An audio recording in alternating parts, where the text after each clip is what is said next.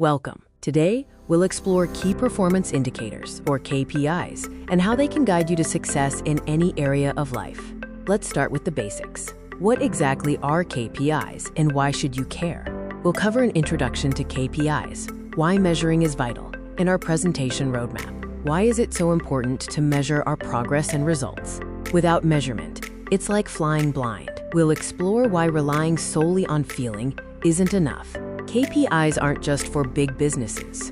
They apply to everyone and every area of life. We'll look at how KPIs apply to business, projects, personal goals, and even sports. So what exactly do we mean by key performance indicator? Key means most important. Indicator means measurable data. Performance means assessment of success. We'll discuss the properties of good KPIs, which are SMART: specific, measurable, achievable, relevant, and time-bound. Let's look at some examples of effective and ineffective KPIs.